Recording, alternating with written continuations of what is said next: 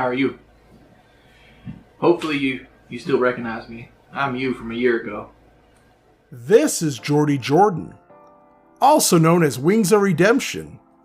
He was one of the more popular Call of Duty YouTubers a decade ago. That is, until people saw his true colors while losing a 1v1 match to Syndicate. Yeah, keep fucking laughing, you fucking faggot. Oh, WingsofRedemption. But we have another name for him. Richard. Well, he's trying to say my name's Richard, which it isn't. Real talk. Richard is now a streamer on Twitch. During his time on the platform, he's developed a fetish for Pepsi, Wendy's chili, and Banquet meals. But Chef Tango's not here to conversate. Talk about the game. She's here to help recreate the Banquet meal Richard ate on stream and raise it to the Gold Shoe standard. I know. I hope y'all realize that the Banquet stuff and chili stuff is a meme at this point, right? I don't actually eat chili every day of the week. When I think of Banquet meals, Salisbury steak is the first thing that comes to mind. But did you know that Salisbury steak has its beginnings as a proposed cure for digestive illness? Oh, fuck on, dude. Real talk. Digestive illness killed more soldiers in the Civil War than the combat did. Dr. Salisbury had a theory that a diet rich in lean beefsteak and coffee was the cure to their digestive problems.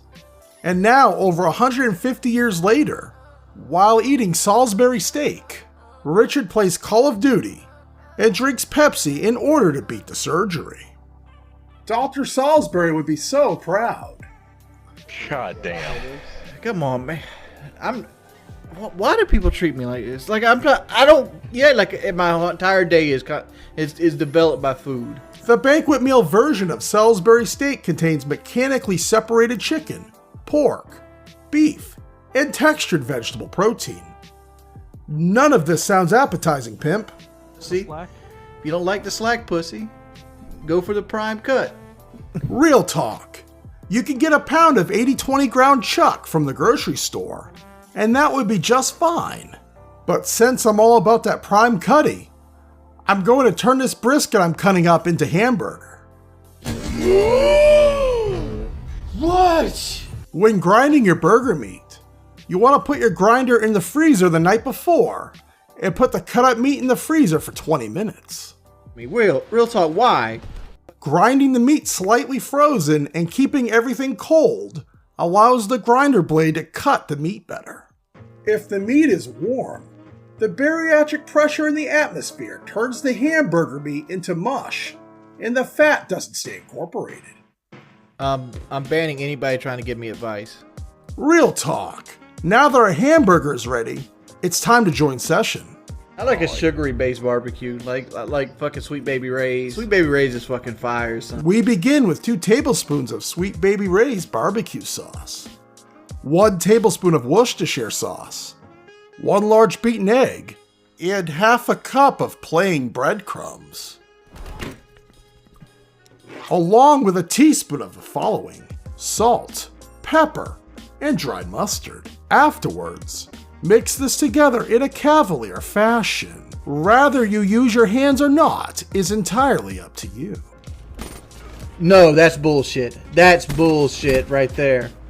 After forming our steaks into little ovals, we're going to brown them on medium-high for about 2 minutes on each side. Afterwards, take them out and have them appear offline. Look here! Look, listen! Because it's time to stack a gravy up. We begin with 1 chopped yellow onion and 2 cups of sliced mushrooms. Cook the mushrooms and onions down for 5 minutes. I like a sugary based barbecue. Sweet Baby Ray's is fucking fire, son. I'd love to. Next, add 2 more tablespoons of Sweet Baby Ray's, 1 more tablespoon of Worcestershire sauce, and 2 cups of beef broth. Autonomous Maximus, who needs pussy when you can have Pepsi? And finally, add 1 small can of Pepsi. Let's see. Pepsi hydration bot. Richard, time to drink some Pepsi and hydrate your body. After a well-needed Pepsi break, it's time for the Salisbury steaks to appear online. We bring this to a simmer Reduce the heat to medium-low. Cover and let it set for an hour. While our Salisbury steak simmers, we can move on to our side dishes. There's 2 plates of mashed potatoes. There's a sweet quart. Banquet claims that their mashed potatoes are made with real cream. Yet I don't even see real potatoes in the ingredients. Banquet meals do suck. Real talk. I got 4 Yukon Golds I'm going to peel in a casual fashion. What do you want me to do? Next, send any excess starch to Banwell by rinsing the potatoes off. Add the potatoes to a small pot with some cold water. Bring it to a boil over very high heat. Afterwards, bring that boil down to a lighter boil and cover. The potatoes should take about 25 minutes to cook. I hate my life. Now it's time to drain the potatoes and transfer them to our mixing bowl. Brandon, what do you want me to do, man? Honestly. Use the whisk attachment to mash the potatoes. Afterwards, let the KitchenAid do the work on the low setting. Next, add another can of Pepsi. That's what you do. By the way, can somebody please ban him? That's just a joke, pimp. Voidsy, you're about to be banned, dude. However, we will be adding 4 ounces of hot cream. The bariatric pressure in the atmosphere will cause your potatoes to be cold if you do it any other way. Real talk? Next, add 6 tablespoons of softened butter, 1 tablespoon at a time, 100% whipping it into the potatoes. But we don't want our butter to be salty and dangerous. Consequences have actions, pimp. This will give us control over how much or how little salt we want to add to our mashed potatoes. We do have a couple sides left to address while our Salisbury steaks continue to simmer. Next, get some frozen corn ready and put it in a skillet, along with the 2 tablespoons of unsalted butter left over from earlier. And afterwards, add a little bit of generic white sugar to taste. This should only take 5 minutes to cook. And it doesn't get any easier than that. Don't put any salt and pepper on the corn until it's time to eat. Once again, you will get banned. Give me a second. My sugar just dipped. Oh. Yeah, he's coming. He's switching his games. Banquet meals come with these cinnamon apple desserts that will prevent your sugar levels from appearing offline. Appearing offline does not fucking stop it. So stop giving fucking advice you know nothing about. Begin by peeling and cutting up 2 Granny Smith apples. Afterwards, add a tablespoon of lemon juice and a pinch of kosher salt. Have you seriously banned my name in the chat? Can't talk to you, baby. Next, ignore your wife. Add a couple tablespoons of butter to help beat the surgery. And then add the apples. Surgery's failed. No use to talk about it. With that in mind, add 1/3 of a cup of light brown sugar and 1 teaspoon of your best cinnamon, and then add it to the apples. Oh, come on. Dr. Sean Ranklin. While Richard's getting team killed, it's time to make the white stuff. And today, that's going to be in the form of a cornstarch slurry. Oh, my lord. We begin with 3 tablespoons of cornstarch to 3 tablespoons of cold water.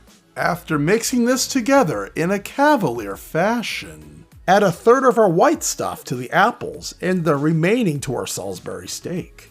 After mixing both of these dishes in a cavalier fashion, put the covers back on and let them both cook for 5 minutes. Real talk. Even though our banquet meal costs us more money and time, if you serve this to your wife, she will absolutely love it. Even if the bariatric pressure of the atmosphere has her upset. I can't take this shit no more, man. But now, it's time to stack a meal up.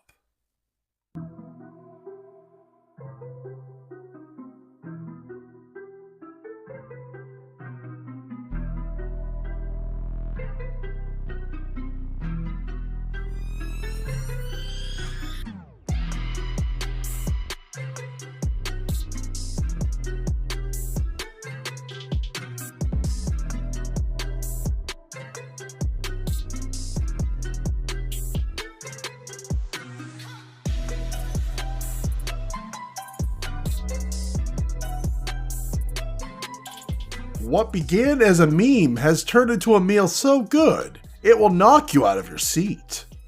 From the tender Salisbury steak to the mushroom onion in Pepsi gravy. This also pairs well with a cold yoo-hoo or sweet tea. The only thing missing here is Wendy's chili.